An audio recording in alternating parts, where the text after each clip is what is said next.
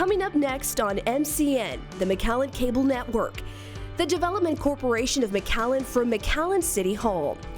The Development Corporation appointed by the City Commission is charged with making recommendations on how to use money that's been raised from the half-cent sales tax that was approved by McAllen voters on May the 3rd, 1997. The recommendation is made to the City Commission. They make the final decision. And now, the Development Corporation of McAllen.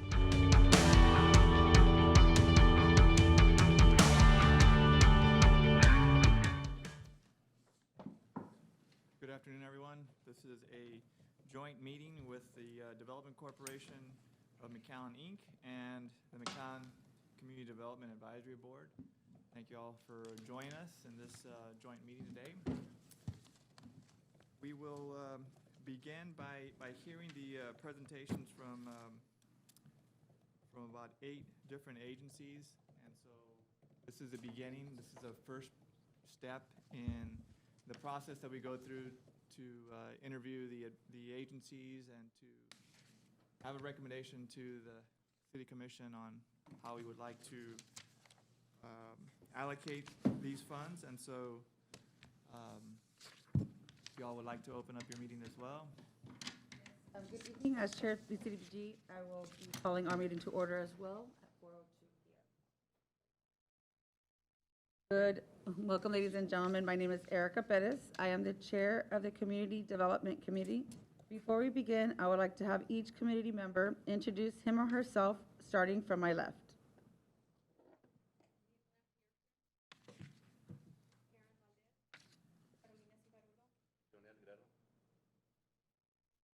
Alex Lamela. Abelia Solis. José Gutiérrez. As I mentioned, my name is Erica Perez.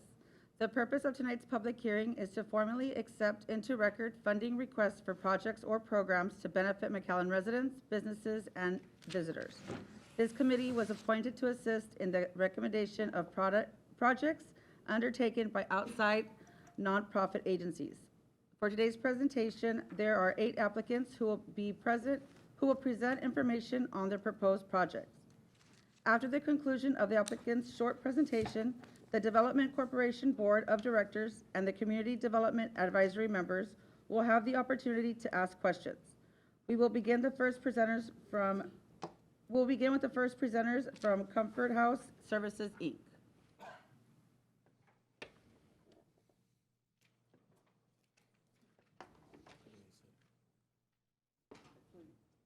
The end of the table there.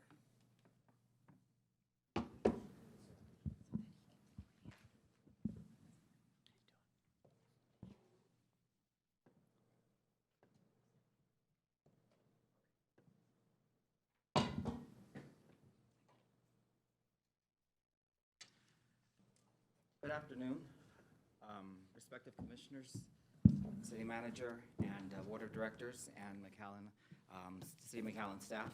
Thank you for allowing us the opportunity to apply for funding once again this year. My name is David Perez, and I'm here representing the Comfort House. The application that you have set forth in front of you is funding that we are requesting for compensation for our staff of caregivers. Our caregivers are the individuals that provide 24-hour palliative care to all of our residents who are terminally ill, who have a prognosis of 3 months or less. They do so with lots of compassion, lots of love, and also lots of empathy. I always am a big cheerleader for them because I tell them that aside from being caregivers, they're counselors as well, because they do work a lot with the families who are going through the grieving process. We are doing our best to move forward, because we're still dealing with COVID. COVID has hit us a couple of times there at Comfort House. Thankfully, the past 2 times that it has come into play within our residents, we haven't had to close down as we did 3 years ago for 2 weeks. But most recently, we had 5 of our staff members affected by this. So, they all pulled through with positive attitudes, and they continue to do so.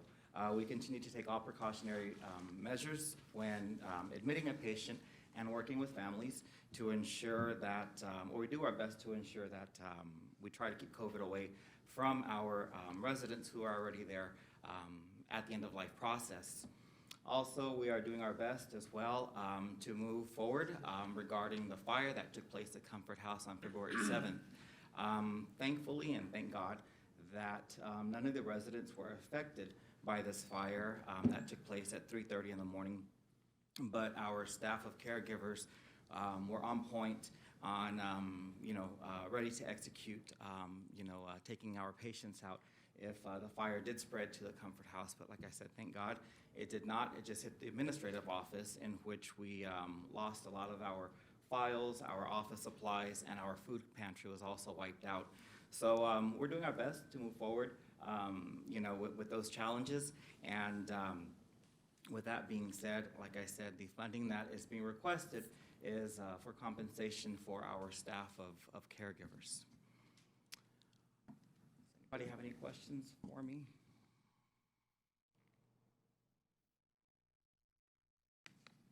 And it's open to both, Omar? Yes, It's open to both? exactly. Yeah, anybody can ask questions at this time. Are you adding caregivers, David, or is the same number, or? At the moment, we're staying at the same. We are looking at expanding. We have met with the Warren Group regarding expansion. So I will be working with the Warren Group and with the state.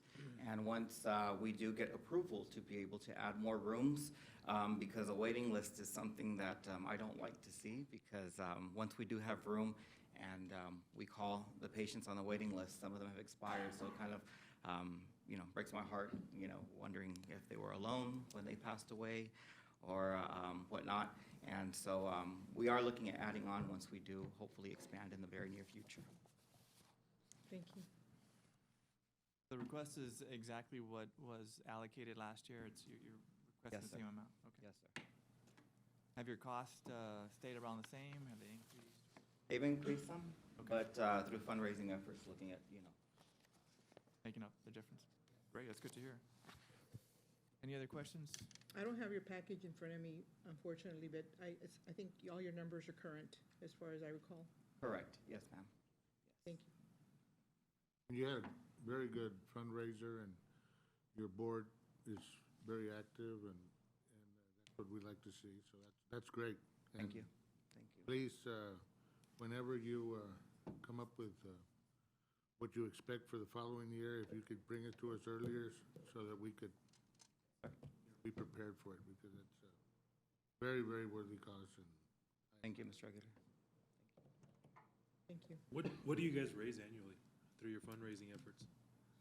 We raise approximately about 150 to 175. 2 events, 3 events a year? 2. We are looking at bringing back our 5K again, as well as adding on more. Prior to COVID, we were having 4, but it just slowed a lot of stuff down. And what is your annual budget? 470, more or less.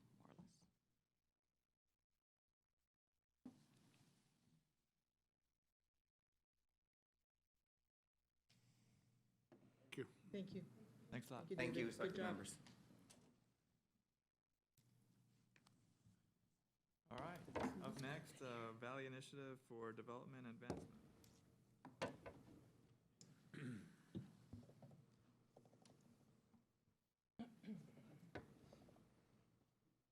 And I think I need to recluse myself from any type of participation, We'll make sure we get you an affidavit. because it's very worthy cause.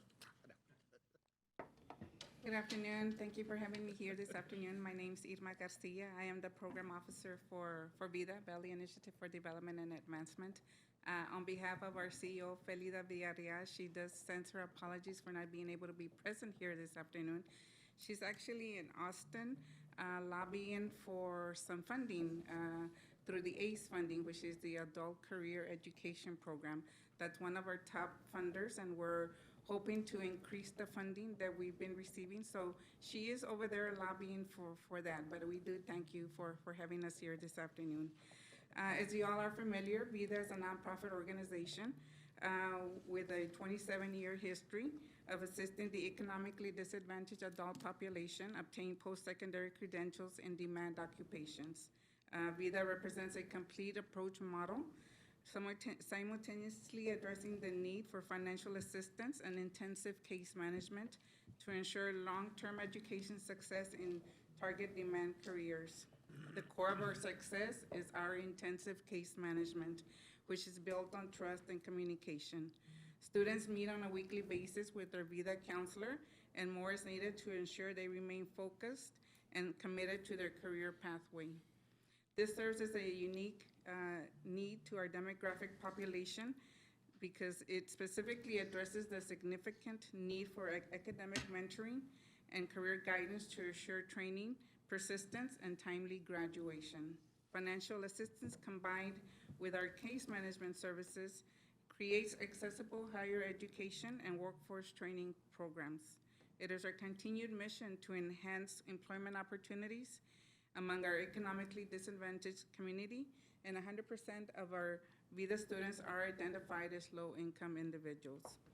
VIDA is economic development. By partnering with you, we are investing in human capital. We are preparing our adult McAllen residents with skills and education to not only become self-sufficient contributors to our community, but we are also supporting existing employers' needs while promoting the recruitment of new investors into our communities. This adult population is rooted in our community and is less likely inclined to move out. We did an economic impact study back in 2020, and every dollar invested in VIDA's program, there is a return on investment of $14.74 to the communities we serve. That is a great return on investment.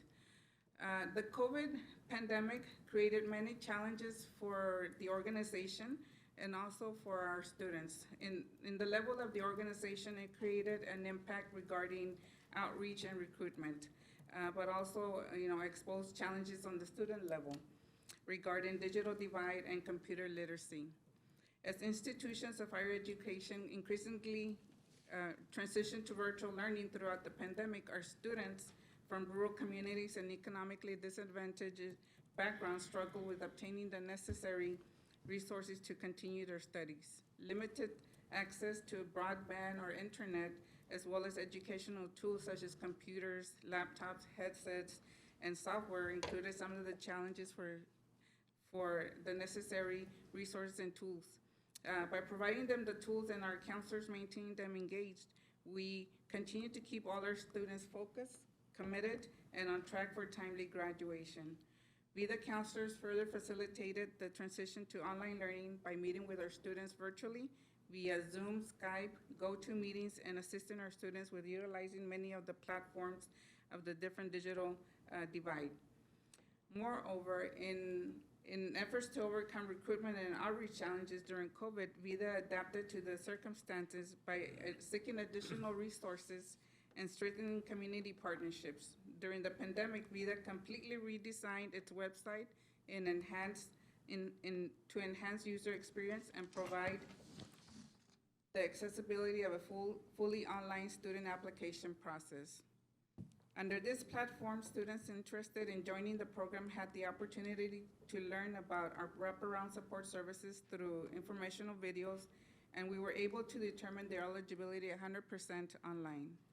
VIDA increased continued communication with local colleges and universities to identify at-risk students who would significantly benefit from intensive case management services and financial assistance to complete their chosen career pathway.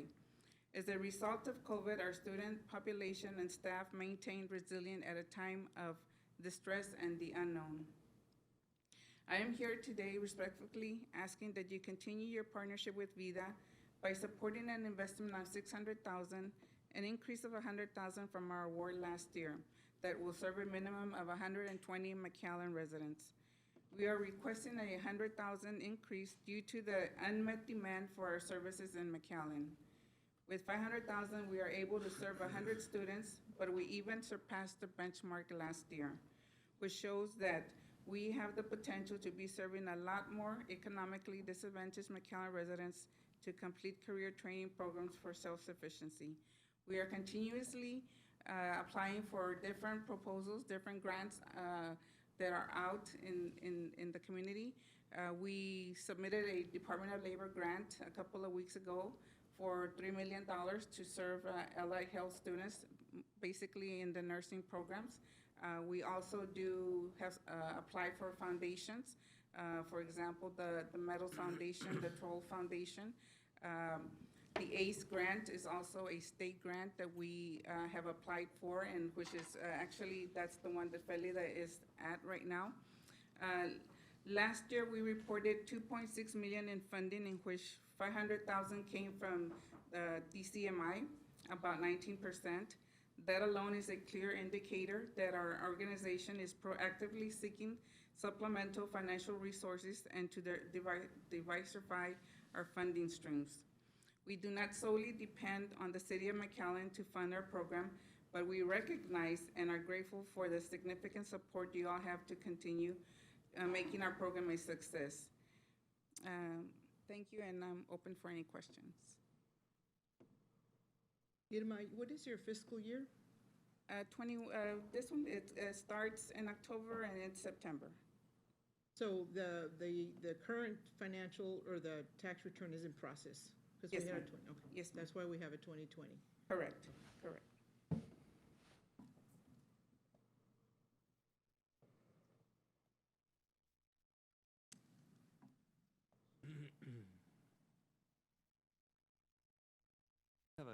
Oh, go ahead. I was just going to say, so I noticed on your application that you served about 534 students, but like 120 of those are from McAllen. So approximately 22%. How does that compare to the funding that we give you in your overall budget? Is it compared to other communities, aside from grants and such, other communities' donations through Right. these type of programs? McAllen is our biggest funder, and because of that, you know, we go to all the cities and ask for funding, and according to the amount that they fund VIDA, that's how we allocate the funding to the students.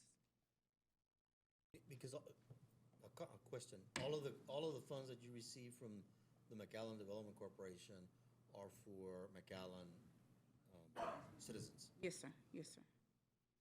They have to turn in a utility bill that states McAllen on there. So last year, the amount awarded was 500,000.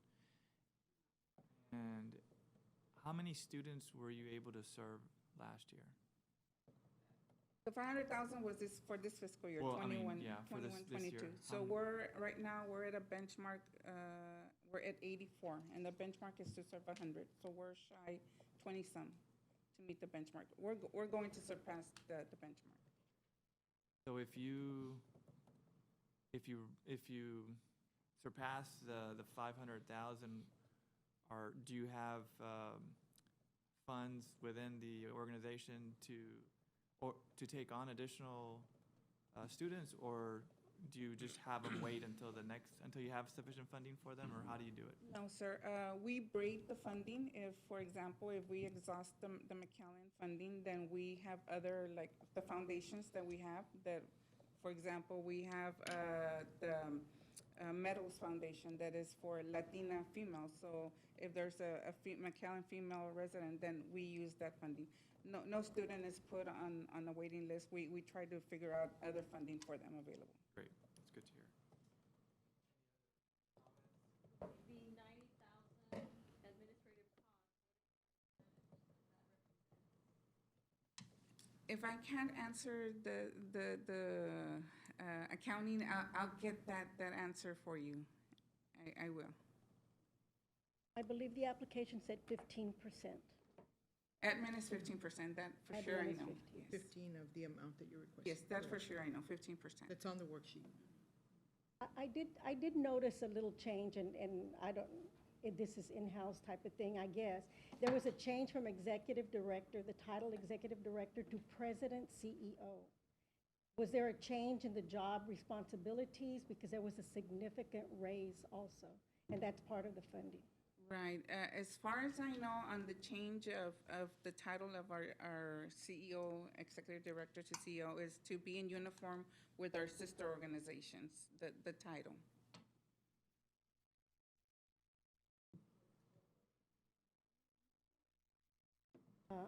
From what I was able to tell, there was from last year to this year. I looked at both applications. I couldn't hear your comment. What was the last comment? That I looked at last year's application compared to this one, the budget worksheets, and it appeared there was a significant raise. Fortunately, the administrative percentage is the same, so there's not really a big issue there. But I was just curious about the role of the person for that significant amount of a raise from last year to this year.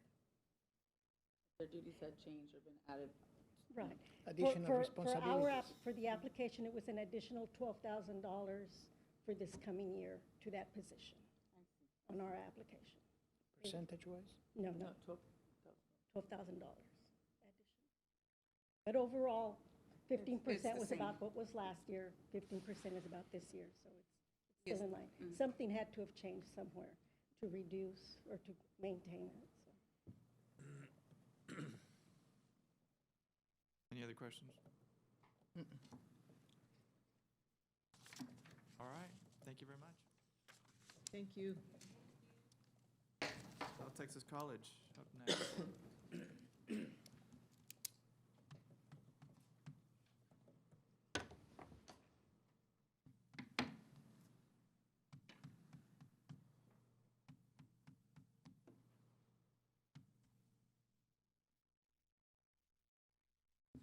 Good afternoon, Advisory Board, City Commissioners.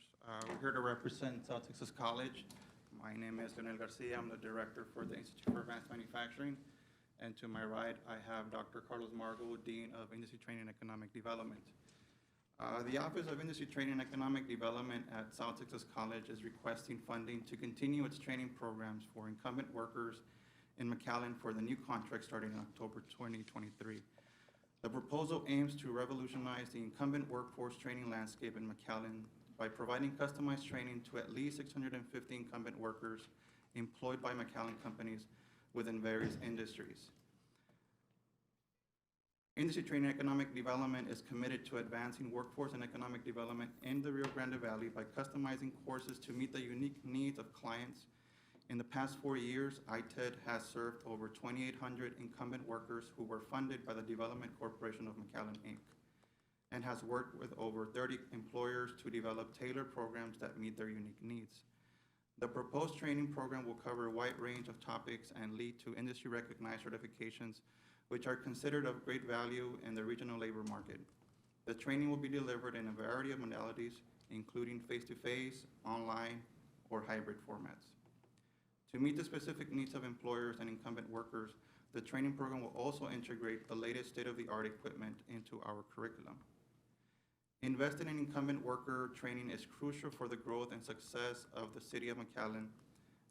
The proposed training program by ITED seeks to provide customized training to at least 650 incumbent workers, helping them gain new and upgraded skills. This will not only benefit the employees by potentially increasing their wages or getting them any promotions, but it will also benefit the employers and the community as a whole by keeping them competitive in their industries. The COVID-19 pandemic has brought about significant changes in the training landscape as it opened up new opportunities for online training. This shift in training methods forced ITED and many others to quickly convert a significant portion of their course catalog to online formats.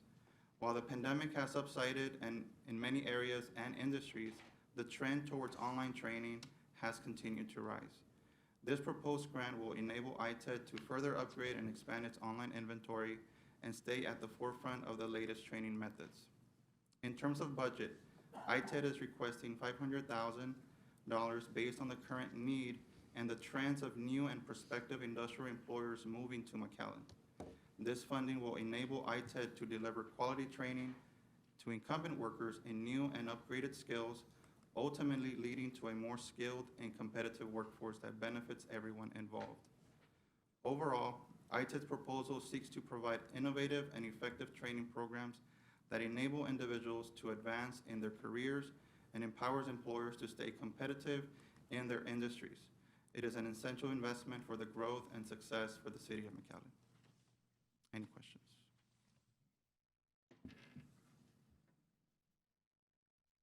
I So have a the quick question. 650 workers, was that an increase over last year, or was that a decrease? Last year's numbers were, we proposed, our goal was to train 500 students. I think we had a budget of 260,000 that was awarded to us. We ended up serving 625 students, so it was a 125% increase from the previous contract that ended in September.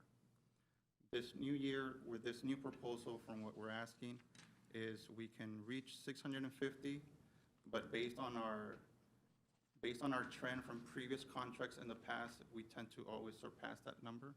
So we can definitely be able to serve more people. Real question. What other cities fund your programs other than McAllen? Right now, we have the city of, the Economic Development Corporation of West Waco provides funding that is similar in nature to the Development Corporation fund. It's to train employees, but in a greater variety of industries, which started off as in 2 years ago when we first started receiving the funding was targeting industrial incumbent workers. Now it's kind of integrating retail employees as well. And at this point, So only West Waco other than us? that's correct.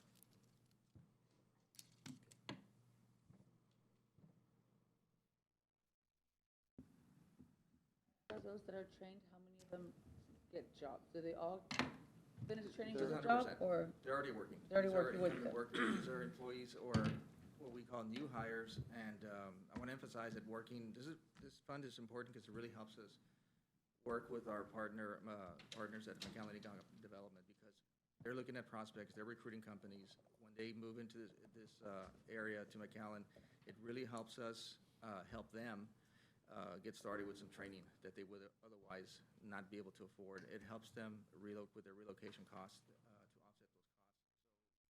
So not pre-hire agreements or training, it's incumbent worker training. So they must be working in order to receive this training.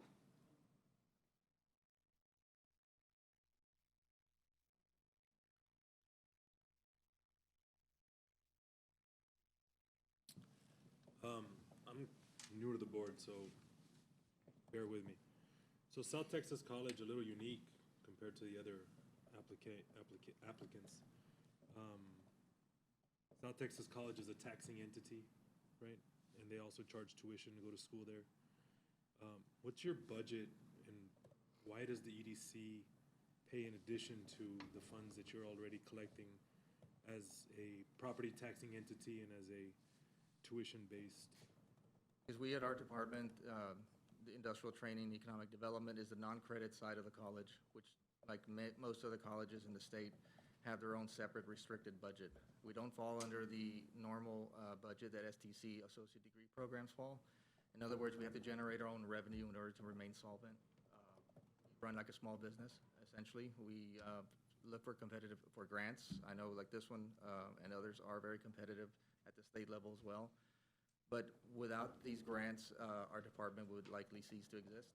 So these not only help us provide training to individuals, but it helps us build capacity and help us remain operational and functional as a department. So we don't receive the general taxpayer dollars that the other, I don't want to say the other side of STC, but the main college academic side of South Texas College. So we are the non-credit workforce training side. And to me, I prefer that. Our budget stays restricted, meaning if we have some cost savings at the end of the year, then we get to keep that. We get to build our own capacity, buy more equipment, develop more curriculum. We have used a lot of that to transfer a lot of our courses to an online format, and that's what we're able to do. Otherwise, like many other departments that are for credit at the college, if there's any cost savings, that goes right back into the STC general pool. We don't have access to that pool, so either we have to generate our own revenue to survive. Thank you for that. I would have never thought that you didn't have access to the tax base that STCC has. So what is your annual budget? Our department operates at about $1.2 million. 1.2 million, of which you're asking McAllen for 500,000. Correct. And We do pay actually a administrative fee to STC, and that's to help support infrastructure, the use of the building, et cetera. So a lot of the revenue that we generate as far as tuition, we do pay STC like a tax, I call it, but technically called admin. Do you have other fundraisers, or do you just rely on municipal support through the EDCs, through Westlaco and McAllen? Our primary source of funding is the Texas Workforce Commission. We have McAllen Funds, Development Corporation. Other, Westlaco provides some, but the majority of our funding comes from Workforce Commission. Also, same as this one, competitive grants that we have to apply for and receive. Thank you. Excuse me, of those students that benefit from this program, what percentage would you say are McAllen residents? The 100% work in McAllen. Percentage-wise, as far as those that live in McAllen, I don't know, but I can find out. It varies. It could vary from where they live, but so I guess the main purpose as far as who we are serving is we are serving those companies who are within the city of McAllen.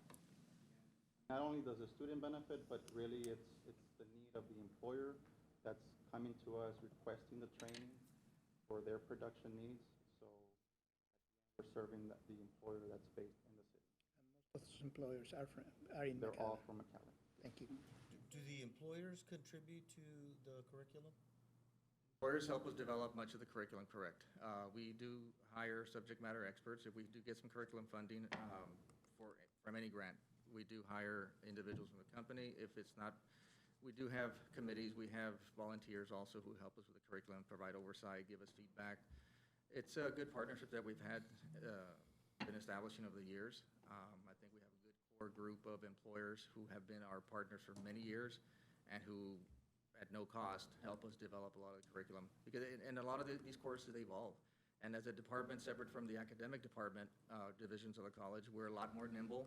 We're able to modify our courses according to their need a lot more rapidly than an associate degree program would have to do. Sometimes it could take 2 or 3 years. But we can modify curriculum as needed. We can bounce it off of some of our industry partners, experts out in the field, and they do contribute a lot of knowledge and a lot of times equipment as well. Yeah, go ahead, I'm sorry.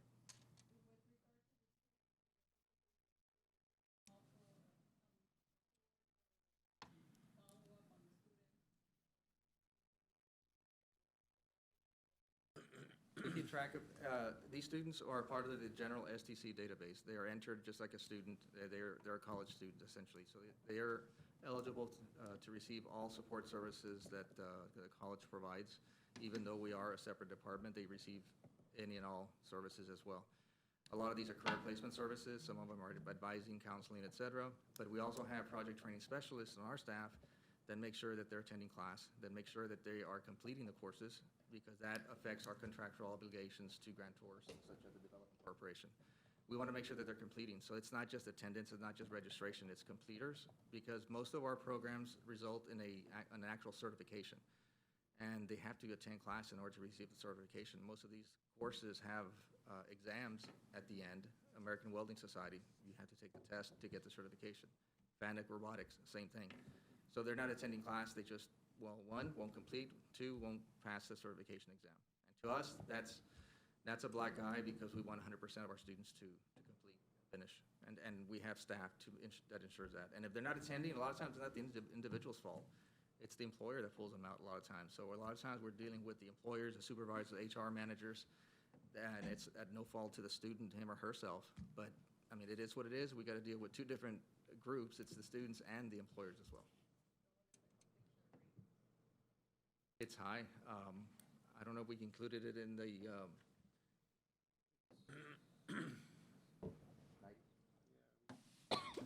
While they're looking at that, it's a very unique partnership. I mean, every year you'll hear me try to push everybody's number down, right? But that's just the way I am. Let me just finish my thought. So, this is gonna help you. So their programs really are made for us. They're made for MEDC, for the city of McAllen, for employers in McAllen, and they custom make their training for those companies. And so it's really not a student, it's somebody that's already working that needs the special training from South Texas College, and that's why they were created. That's why he says, if we don't fund them, they go away. But it's a very necessary component of what we do for McAllen Industries. Thank you, and the number of completion rate is 95%. Very good. And we do appreciate support, and yes, we do generate our own revenue.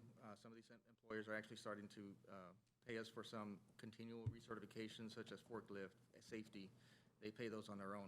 We reserve these funds, and we know they're limited to those innovative courses and trainings are going to help upgrade the skills of the employees, help them earn a higher wage.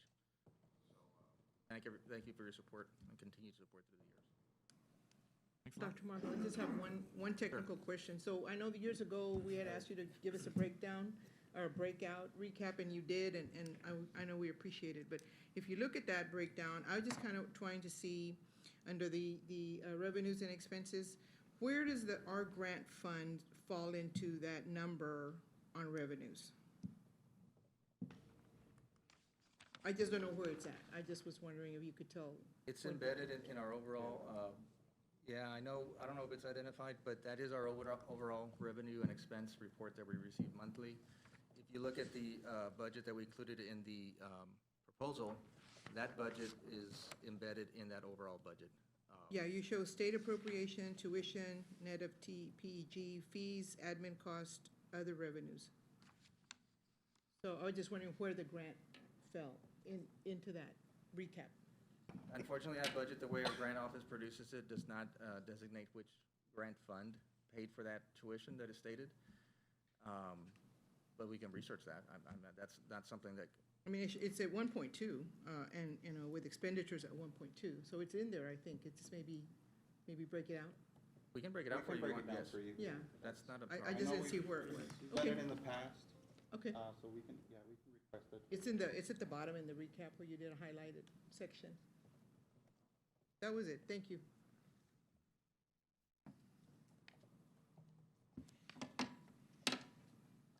All right. Thank you. Thank you very much. Okay, McAllen Economic Development Corporation.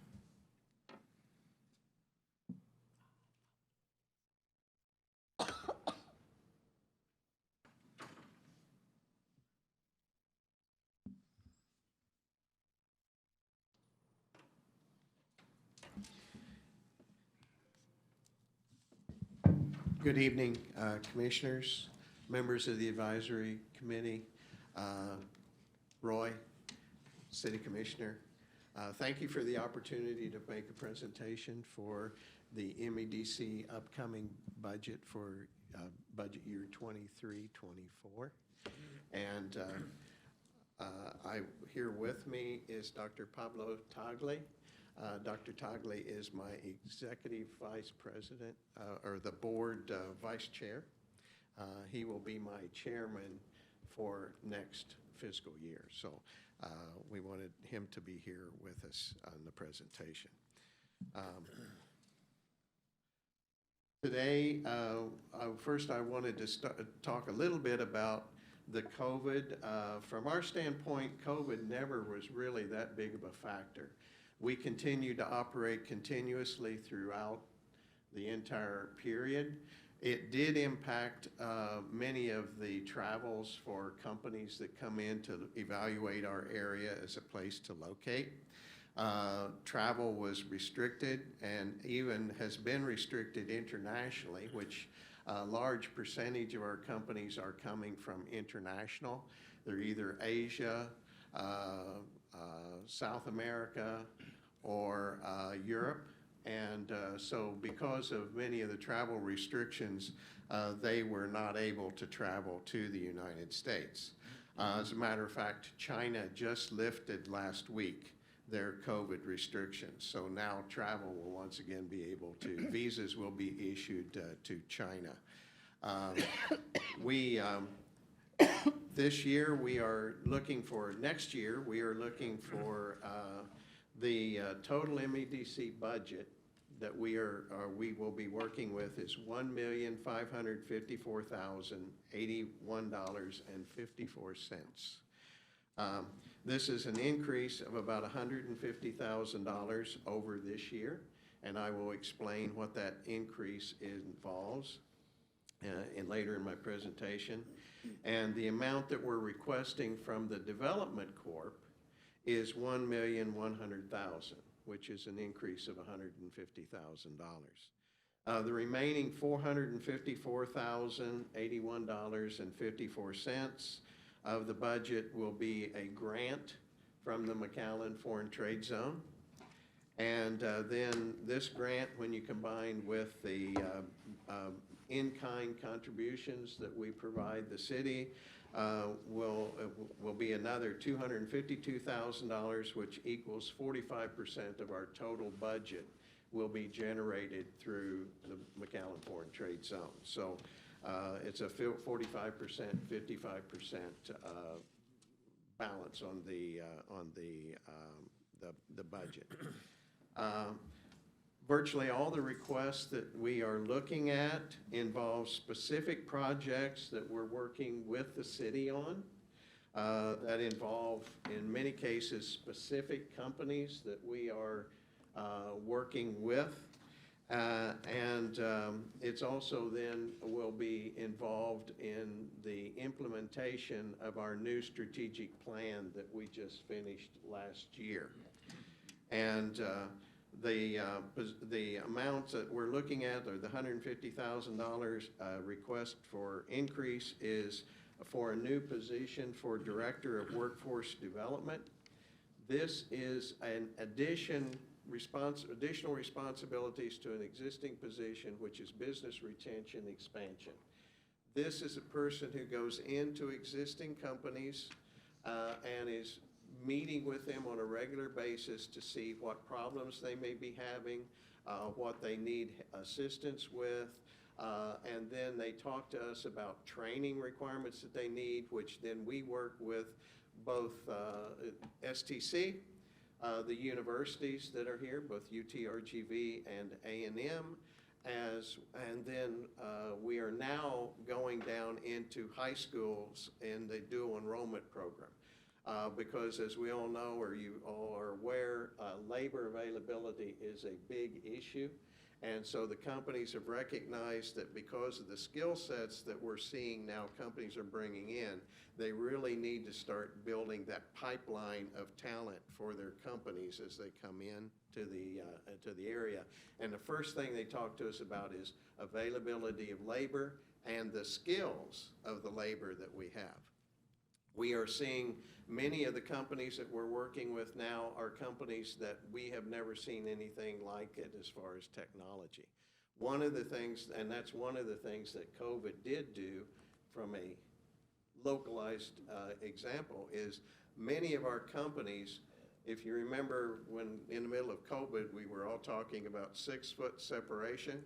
Well, when you're talking about a manufacturing operation that may have assembly lines, it's very difficult to get the 6-foot separation. So what happened is, in order to continue to produce, many of those companies actually started implementing or putting in place robots or cobots. And cobots are robots that have sensors on them that will sense when they're getting too close to people and will actually move away. And so they're smart robots. They're also using artificial intelligence. And so as those, all of a sudden, because of COVID, we saw many of these companies that went from very little automation or robotics to putting in literally, 10s, 20s, or 30s, or up to 100 robots in their operations. And that changes the skill set from an operator to now a technician, which results in higher wages, higher skill requirements. And one of the things that, I think they've left, but one of the things because of our working together with STC that they have been able to do is they anticipated that and have probably, my opinion, one of the best automation and robotics and artificial intelligence programs in the state of Texas for a community college. And that has been a lifesaver for us with these companies because they need those skills, and STC's been able to provide them. So that's one of the issues, and joining the two responsibilities together, that's about $20,000 of the amount that we're looking for the increase. The additional, then we're looking at additional funding for UT RGV project econometrics model. One of the things that the commission has requested from us for many years, and I think it's an excellent expectation from us, is that we provide econometrics modeling of every company that we bring in to see what the impact, the expected economic impact will be for that. We get the UTRGV to do those econometrics modeling for us, and we pay them then for that model. And we're looking at an increase in the amount that would go towards that econometrics modeling. In addition, many of our companies are looking at pretty complex operations now where we are also having to do economic impact studies for the state of Texas in order to be eligible for incentives for our companies as well. Then we are also looking at the majority of the remainder of the money that we are looking at would be for advanced technology and manufacturing partnerships with the universities and STC. These are programs. For example, one of the programs that we're working with UT RGV on is the putting in place grant funding to build an innovation and research and development center for advanced manufacturing. And that's one of the projects that we are working on now. And that's about $60,000 of that amount would be for that grant request that we're looking at. Last year, our performance, we committed 11 new companies for 2,277 jobs. 1,146,000 square feet of space was absorbed, and $176 million of capital investment was brought in by those companies that came in. So far this year, we have 5 commitments for 220 jobs on the U.S. side, 299,000 square feet, and $30 million of capital investment. So things are looking up as far as what is happening in the community.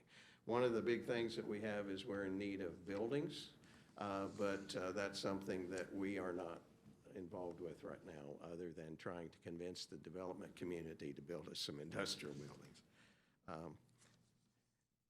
And with that, do you have anything to say?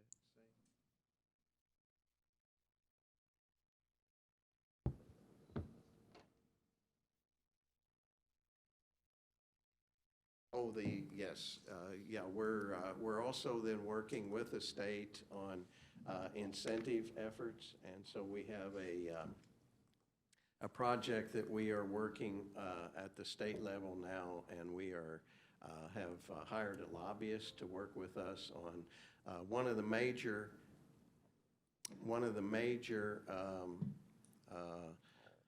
incentives that the state of Texas had to attract companies went away on December 31st of 2022, and we're in the process of working in Austin to get the replacement for that.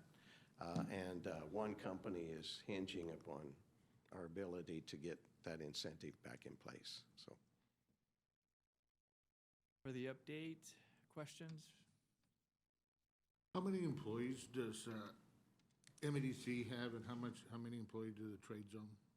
The MEDC has 9 employees, and that's actually less than what we have had in the past.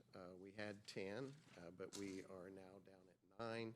And in the foreign trade zone, we have about 26, counting some new hires that still haven't been brought on as far as on the company payroll. They're temporary workers. Since the foreign trade zone, as you said, funds around 45% of what is needed to run MDC and then 55 from the city, what is the annual revenues from the foreign trade zone? I mean, from the foreign trade zone? It's about $4 million. $4 million? That's the revenues from it. And they net out? About anywhere from, depends on the year and the occupancy in our buildings and things, but somewhere between 600,000 and 900,000. It can be as high as $1 million. Right now, we're 100% full, so it's. So the reason why it would, the 500 and some odd, or 400 and some odd $1,000 difference has to come out of that revenues, net revenues. So it's been pretty consistent above the $500,000. Yeah. Now, in addition to that, we have a fairly high operating expense in running the foreign trade zone. Yeah. As well as we are focused on the future growth. And part of that growth is really working on a plan. We just purchased some land in conjunction with the city of McAllen. And we will be doing the planning and the infrastructure development for that property, so. So Keith, on this current year, you're projecting 20 to 30 companies, and you said you're at 5 commitments? Yeah. So you're tracking to probably meet the 20, 25? Yes. Same goal for the next funding period? We set the goal. We have not been able to hit it the last few years, a lot of it because of COVID, other issues. But we have that goal that we shoot for, and I get our management team sets that goal, and then that's what we are shooting for. So not having your package again in front of me, wasn't able to download it. Like, I know in the past year, we looked at very carefully at the travel budget. Yes. So I don't know, is that back in there, and how much are you looking for out of this funding cycle? No increase in travel budget, because we're really, matter of fact, we had a carryover, or we're anticipating a carryover. That's included in this budget. The 60,000 that you noted? Was it 60? No, the 60,000 was for a program that we're working on grant funding, getting grant funding. Okay, no, it just said a rollover from, from this year. That's we what I was anticipate. asking. Yes, the 60,000 carryover. Most of that's travel, yes, that's correct. okay, I'm sorry. thank you.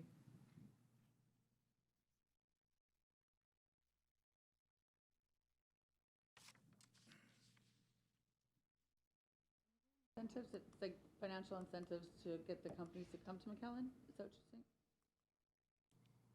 Excuse me? You mentioned incentives those are the incentives that you offer to the businesses? Yes, yeah. The way that works is that we work with the company. We determine what we think the company is the value of the company is to the city. Then what we do is we will put together the company gives us a letter of intent telling exactly how many people they're going to hire, what the expected investment will be, what they will be doing, the wages that they intend to pay for their employees. And that comes to me, and then I put a cover letter on it and send it to the city manager. Then he puts it on the city commission agenda in executive session because they want to keep it quiet, the company does. And then I make a presentation, and then the city commission determines what type of incentive to provide the company. That's when we provide the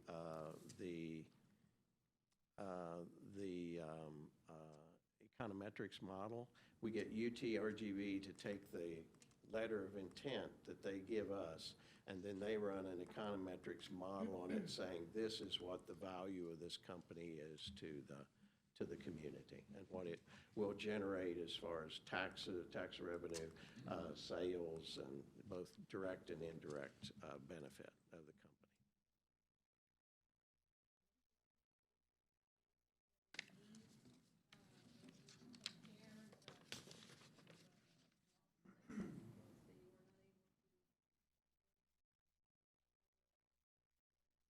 We have a pretty good track record on not losing that many companies. We have lost some in the last few months, mostly because of a lack of buildings. But we have lost a couple because of other cities in the valley have given more in incentives. That's not very often, but it has happened. In the last couple of deals that we lost were because they gave more incentives.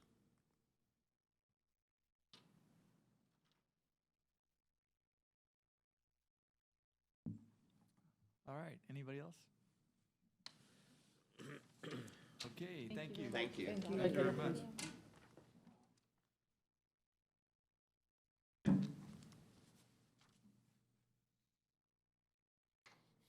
Affordable Homes of South Texas.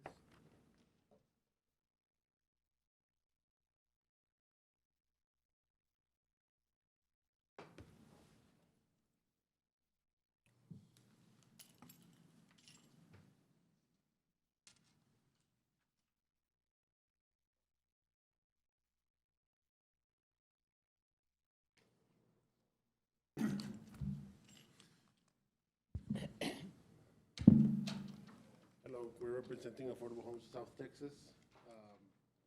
Or the program that we are using right now is for a rehab and replacement of homes, dilapidated homes, assisting families with issues that they have in their houses. This program has been ongoing since 2014. We did have a drop since COVID on how many houses we were assisting families. But right now, these past 2 years, we started seeing an increase in people. Although we haven't been able to spend everything that we have available, we are looking forward to spending it all within these. That's the reason why we came requesting a couple of funds for to be able to assist more families.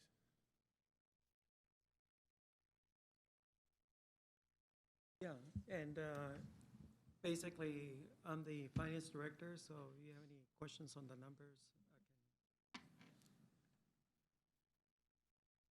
Ray, which program is this? This is for the DCMI program for home rehabilitation and replacement. Rehab? Is it that, what used to be called, is that the elderly? Well, we work with Imagine Tomorrow. There have okay. been some changes to the policy. I know that the Permits Building has another side of Imagine Tomorrow program that we work in conjunction with. Why are you requesting less money? Oh, we're just gonna. Because we do have funding, a little bit of funding available, but we are looking to expend it all. So we have 11 people that we are working towards to spend the money right now. But we have a pipeline of 13 people that are on a waiting list for more funding. So the amount of money that we're requesting is basically to add one more replacement home and one more rehabilitation.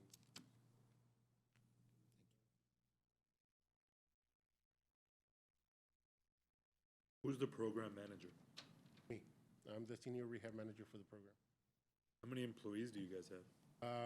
For the city of McAllen only, we have two. It's me as the manager and the coordinator. Assistant, she helps me with. Why did you specify for the city of McAllen only? Because Affordable Homes does manage another program similar, but for the city of FAR. But they have their own manager, their own coordinator. For the city of McAllen, it's just two of us.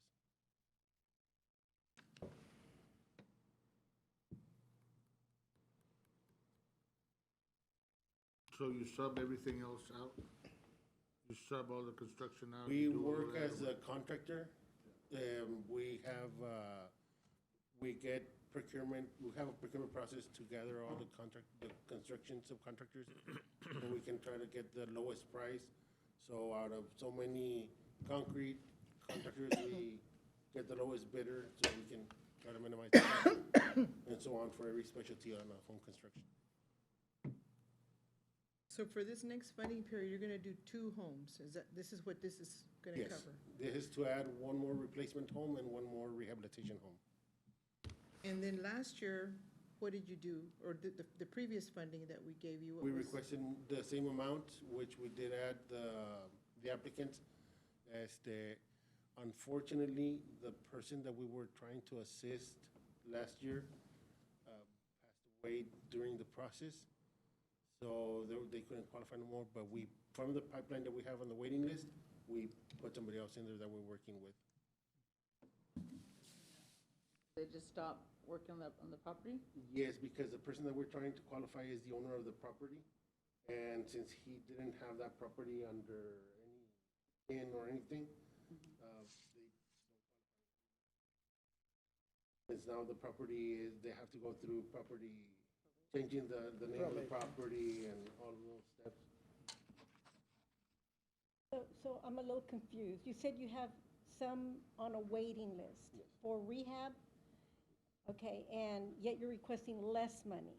Is that because you don't have the personnel contracting to do it, or? No, the thing is that it's kind of a lengthy process to work with each applicant, trying to get the clear property and everything qualified. So once we have them on the pipeline, we're working with them to get the money. We have to in this case, Mr. Maldonado, that unfortunately passed away. We were working with him, so now when he passed away, we have to add somebody else to there. And so that money will yes. transfer to somebody else? Yes, so us asking for funding right now, we can't ask for everybody in the pipeline. We're asking for only what we're. To have that money allocated from Yes. previous. I think you've told us before, like, about how much is a rehabilitation, do you allot for a rehabilitation? A rehabilitation right now has a limit from $1,500 to $45,000.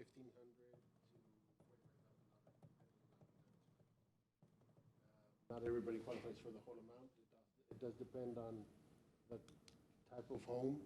If the expense is over the cost of the home, we're not gonna put too much into it than what the home is valued at. So we recommend a replacement. If the expenses are too much that we can't fix with $45,000,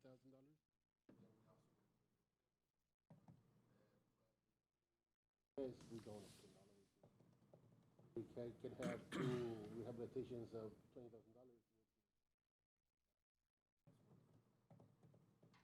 So when you recommend a replacement, what does that mean? What does that look like? What happens to the family? To relocate, like. Do they relocate, or? Yes, only for the time of construction. And During do the you whole provide process. funds for that? It's actually, we have sometimes availability on emergency housing, and we house them there. And whenever we don't have the emergency housing available, it's up to them to, they go with a family member. There's not a set time of construction, or there's limits to it, or? We have a estimated time. We have, I believe it's 6 to 9 months construction. That means they have to find living quarters for that For length that of time, yes. From there on, climate, weather, or other.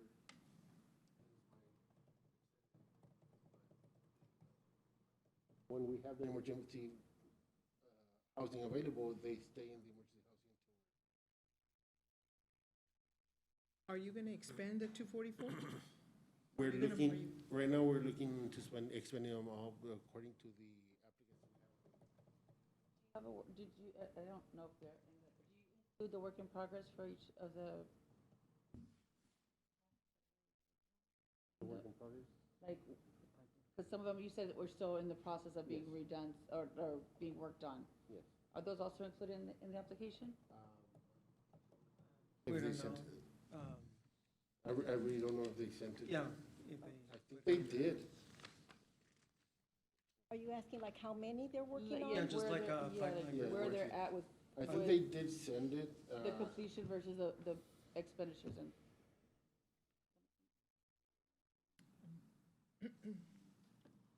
Have here, but I don't know if you're gonna be able to see, just for my own reference. You can see, these are the ones that are active right now in the pipeline, the ones that we're working with.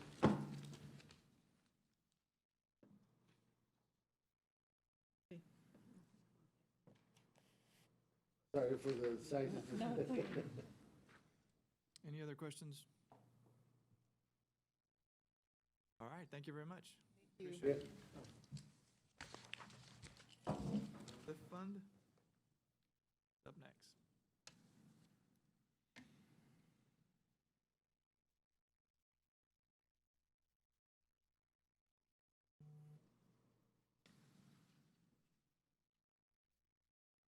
Hi, good evening. My name is Marlene Rodriguez, and I'm representing Live Fund today. Respectfully, we are requesting $200,000 so that we can continue providing interest buy-down to the small business community within the city of McAllen. The purpose of this funding would be for the buy-down interest rate. What we do at Live Fund is provide access to capital to small business individuals that do not have the access in acquiring loans through commercial lending. So this program has been already in place for several years now, and it has been a great program. We have been assisting the small business owners within the community, helping them be able to access the capital that they need, the funding that they need in order for them to either start their business or expand their business operations. And it helps them with the cash flow by buying down the interest rate that we currently offer in other areas where we normally service our programs.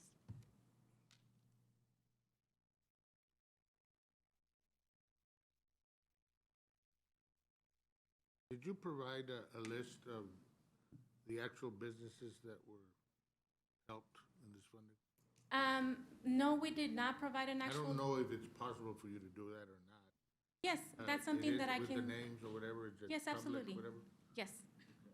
Because year after year, we're funding this fund, and it's been to the same tune, around 200,000, right? Okay.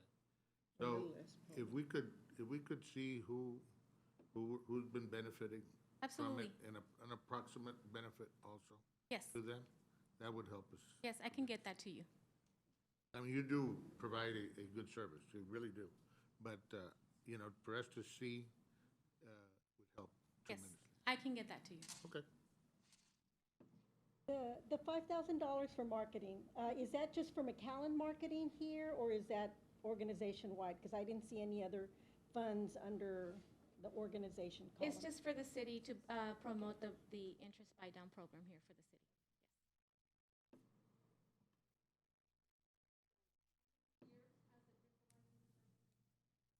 I believe it's been more than 6 years now.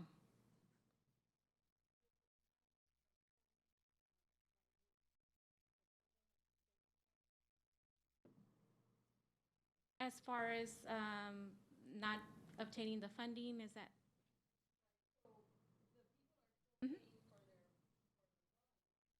That is correct.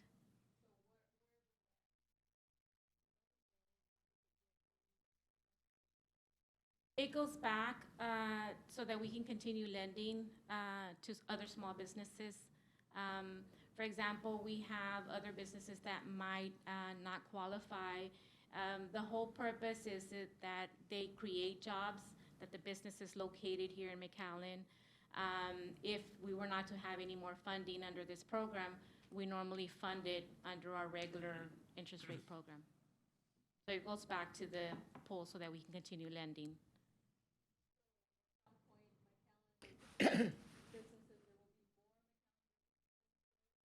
Yes. There's more McAllen businesses that can be served under this, under our regular loan program, either through our SBA 7A program or our SBA 504 program that may not qualify under the 0%.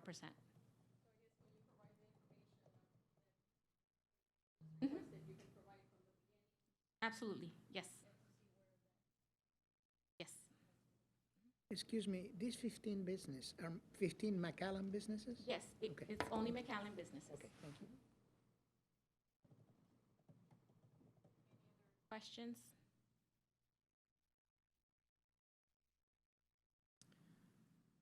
Thank you. So thank you, Marlene. Thank Appreciate you. it. All right. Boys and Girls Club of McAllen. I think we have Dylan de Alcantara online.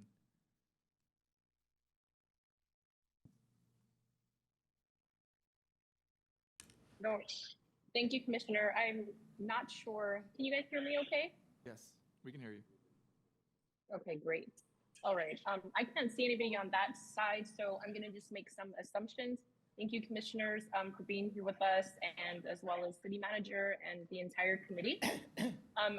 Thank you for also the grant administration for allowing me an opportunity to present via Zoom. My entire administration is actually here in Austin, making sure that we take some much needed resources back to the children of McAllen. I do want to start off, of course, by thanking the City of McAllen for the investment in the children of McAllen for over $330,000 that was invested last year through this current fiscal year through the DCMI project. And I also want to start off by just kind of bearing in mind, especially as we head into sort of like this post-pandemic recovery, that new research has shown that over 80% of a child and teen's time is actually considered to be spent out of school time. So we kind of all just sit there for a moment and think about our own children and thinking about all of the community children in the city of McAllen. Well over 80% of their time is actually spent what is called out of school time. And so essentially, this is what I tell people. When school is out, Boys and Girls Club is in. And so City of McAllen is very helpful in helping to really close that gap for our children, even its most basic needs, meeting the needs of the child when it comes to food security, when it comes to mental health, mentorship, academic intervention. So I just want everyone to bear in mind that for the amount that we're asking City of McAllen to invest in through the DCMI program, it's about $440 per child of the 750 that we'll be serving through DCMI. Also really important just to kind of bear in mind that through this monies, we'll be serving at Speaking Elementary, Brown Middle School, Travis, Morris, Cathy, and Possum.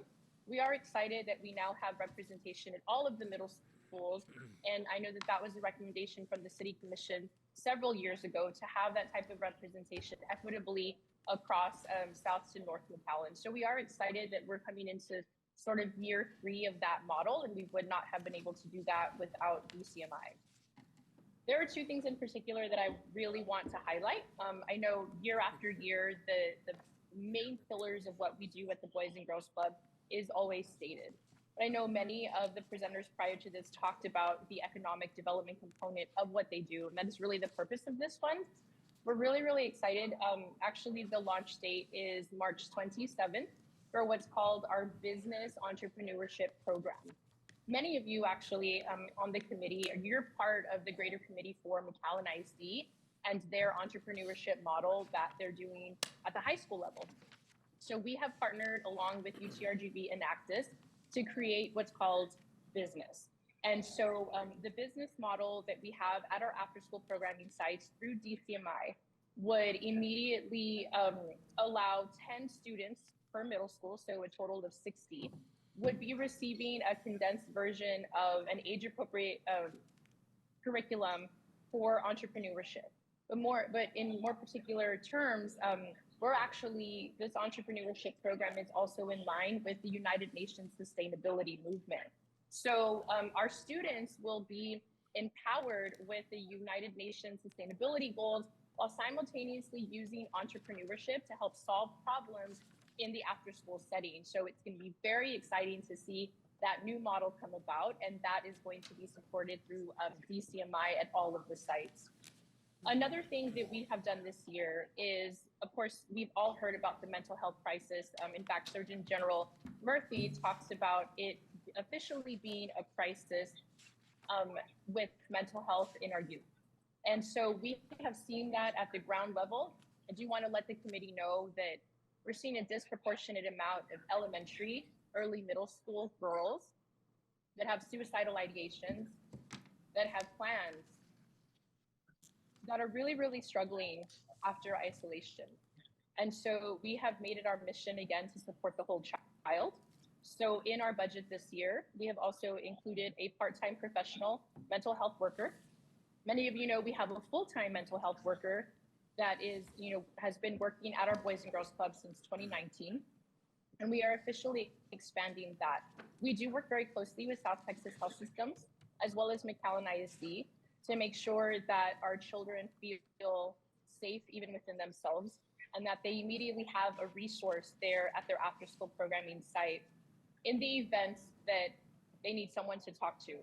And ultimately, we're excited because this is actually an individual that is getting master's coursework done currently at UTRGV. So those are two sort of the biggest kind of new items that we would like to highlight for DCMI. The next would be this that I think is really valuable. So the CDC actually has what's called adverse childhood experiences. This is kind of a list, a research-based list that the CDC has come out with. This is sort of years in the making. But when we think about the 80% that our kids spend out of school time, it's super important that those adverse childhood experiences, including trauma, including oftentimes coming from poverty, if unfortunately one or more of their family members have been incarcerated, if they struggle with food security, with mental health, all of these adverse childhood experiences, the CDC has kind of chalked up to later in life being an issue with an adult.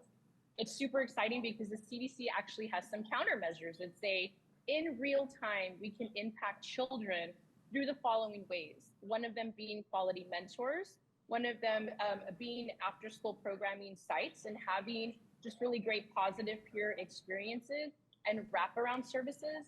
So I want you to know that when you invest in children and teens now through DCMI, you're actually investing in their success later as McAllen residents. So I would also ask if you could please bear that in mind. So I really appreciate, again, the opportunity to present to you guys virtually. And I don't know if anybody has any questions. Any questions from anybody? Good. Thanks for that presentation. Thank you, Delinda. Thank you, Commissioner. Thank you, committee. I appreciate it. We'll see you soon. Thank you. That was very thorough, so we didn't have any questions. All right. Very Last thorough. one, El Milagro Clinic. Great organization.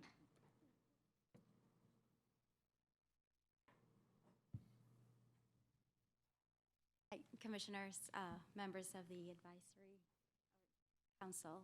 My name is Marisol Reséndez, and I'm the Executive Director for El Milagro Clinic. And with me today is Maggie Alvarez. She's our Operations Manager. And we also like to thank you for the opportunity to allow us to present to you for this coming up funding cycle, 2023-2024. And I'll start by saying a little bit about the clinic. I know perhaps most of you know about us, but we provide primary disease prevention and integrated behavioral health services to the uninsured in the RGV. And so we're located here in McAllen in a beautiful building provided to us by the county and the city. And the city leases that building to us for $1 a year. We started that lease agreement 24 years ago, and it's about to expire next year. So you'll probably be hearing from us and some of our board members as far as perhaps renegotiating that long-term lease. And so thank you for that as well. I'd like to invite everyone here to come by the clinic and see what we're about. But we provide, like I said, medical and integrated behavioral health care services. That includes, again, the medical and counseling services, nutrition education. We have behavioral health counselors on site and registered dietitians. We also have provide laboratory services. We do women's health. We have a prescription assistance program. We also serve as a food pantry for our patients. We have a garden there at the clinic that also our RDs take care of and are able to kind of harvest so that we are able to provide those to our patients. So we serve about 4,500 individual patients in a year, and we provide over 19,000 services to them. About 35 to 38% of our patient population is from McAllen, And our funding request is the same as this current year, which is 280. We had been asking for 280 previously, and we got 250, and we were able to serve, our goal is to serve about 1,750, and with the 250, not this current year, but previous year, we served 1,897, if I'm not mistaken. And so we were very happy to hear that we got the full award this current year for 280, and that's what we're asking for this year again. And it goes towards, just a percentage of our employee salary, as well as some medical supplies, office supplies, some of our medical director salary as well. And some other COVID-related things we, since 2020,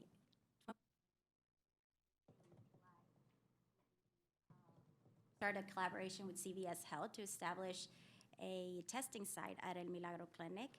And we've done over 35,000 rapid PCR tests for our community. And we are on our 13th amendment to that first agreement, because they kept on extending it, and it's due to expire, I believe, at the end of June. We'll see how that goes. But we've been very blessed to have that. We're able to test anybody that comes in with any type of symptoms, and then, if they're negative, we're able to see them right away. If not, we'll do, like, if they are COVID positive, we'll do a virtual visit. And we've also done over 2,000 vaccines. And so a lot of our work has been around the education part of the COVID vaccine to a lot of our community members. We also do a lot of that education out in the community with our mobile unit. And so all of the services that we provide at the clinic, we're able to bring to, specifically, we've been working in some of the colonias. And so we're able to bring the testing, the vaccines, the medical consultations. And so we've done that in several of the colonias.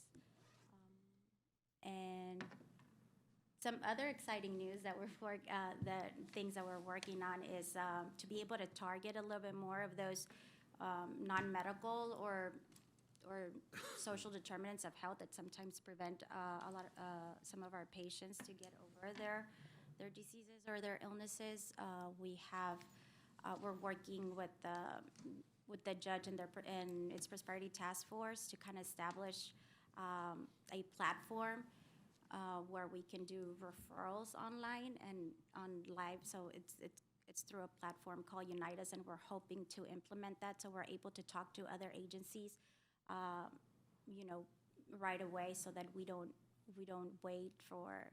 Oftentimes we just give a referral to the patient and they don't make it, and there's really no follow through. And so with this kind of technology, we're hoping that nobody gets stuck in the middle, or we're able to kind of follow through and give that full circle, and we're able to help more patients that way. And so we're excited about that too. That I'll answer any questions you might have. What are your hours of operation right now? We are Monday through Thursday from 7:45 to 5, and then Friday 7:45 to noon. And our mobile unit goes out every Friday as well. Have you had any problem with that? People that want to come after hours or later, or anything like that? Never. I know that that's been one of your questions, and we ask our patients, would you like us to open a Saturday? Would you like us to open later? And they actually asked to be open earlier. And since COVID, we did see an increase on the number of people that came by. A lot of it had to do with people not working. And so, the regular, while kids are in school, work better for them. Yeah, I know the notes last funding period were because you needed an extra 30 because of COVID, and you're still seeing that. Yes, we are. Need. Yes. And then also, are you still offering behavioral health services? Yes, we have 2 counselors on site. Okay, that's very good. I hadn't been there in a while, so I don't know if you've been able to expand the use of the building. I think that you were looking at that. We were, and we still are, but because of COVID and because our CVS collaboration, we have the whole suite B is COVID only. And so we have it completely separate. And so we want to, but as soon as they're out of there. Like, we don't want to do it right now while they're there. Okay. Thank you. Excuse me, do you provide services to people from McAllen or from everywhere? From everywhere. And also, do you provide service to people regardless of their status, migratory status or citizenship or anything like that? Absolutely, yes. We don't ask for anything but an ID. And if they want to go through our eligibility program, which will qualify them for a lower copay, we do it on a sliding scale. So anybody that is at or below the 100% of the federal poverty level doesn't pay anything. And then after that, it's $10 or $20. But An undocumented individual could go and receive care. correct. Okay, thank you. Testing site with CVS, do you get funding for that, or? We do not. So they provide the testing, the medical supplies, and they actually have 2 people running the test, but we provide the space, the scheduler, somebody that's there kind of doing the checking, and we don't receive any funding for that. But, we understood that it was a compromise so that we can have that service available to our community. You receive funding from other municipalities? We get funding from Hidalgo County Precinct 2 and Precinct 4 for urban county funding. But as far as the city, just the city. Mission, FAR? No. No. We did last, not this year, but previous year, we got Precinct 3, which is also Mission. But I think your administration, I think what I saw in the application, are they paid 100% from these funds?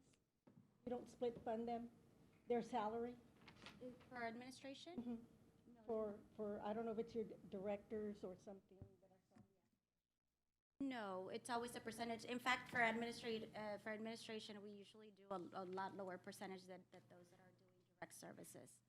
And we only have 4 positions that are administration. So it's myself, operations manager, financial manager, and maintenance. What? Maintenance. And those are the only 4 positions that are indirect or, administrative. Everybody else deals directly with patients.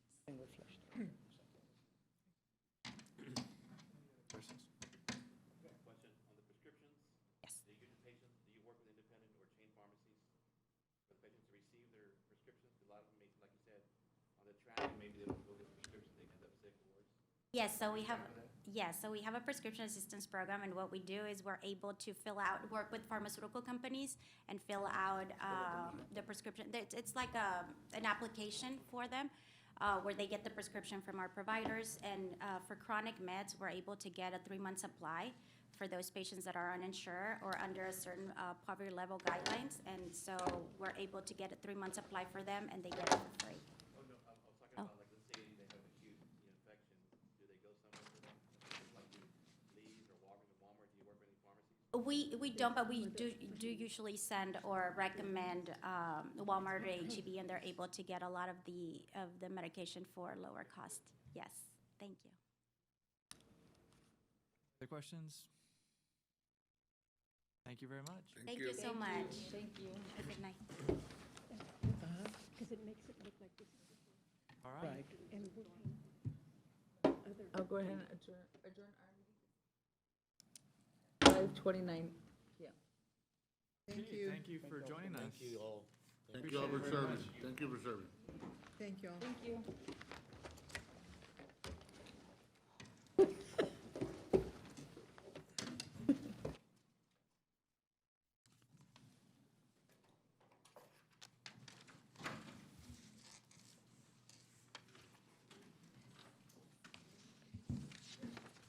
We can handle the following couple items, right?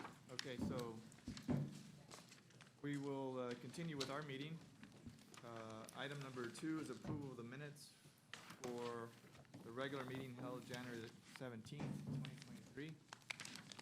Entertain a motion to approve the minutes as presented. So moved. Second. Motion and a second. All in favor, say aye. Aye. All opposed? Motion passes. Okay, item number 3, consideration and approval of the budget amendment for additional funding for MEDC agency.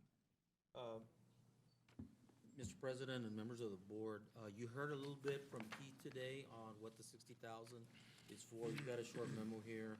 It's an additional funding that we're recommending to the MEDC to help them generate high-tech jobs, specifically through recruitment. And if we want to get into the details, in fact, we can. I can do that in executive session. Yeah, just do We're it. going to go into executive anyway. You want to approve this before Yeah, executive? we or- can go ahead and table it until we come out of executive. Motion to table. Second. All in favor, say aye. Aye. Motion passed.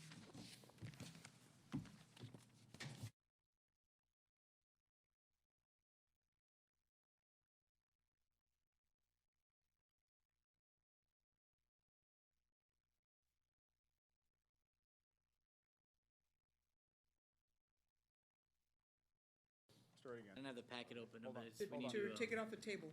Yeah, hold on. do I have a motion? Hold on for- one second, hold on. We're ready, sir. Okay, ahead. now, This technology kills me. You can do that. Now you can do it. So move to remove it from the table. Second. We just want to ask for a motion? we Yeah, need, you we have need to a vote call- on the motion that they just made to take the item number 3 off the table. All in favor? Oh, all in Aye. favor? Aye. All against? All right. Motion's off the table.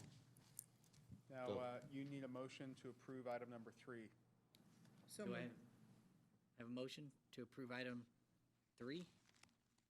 Second. A3? Second. All in favor? Aye. Aye. Against?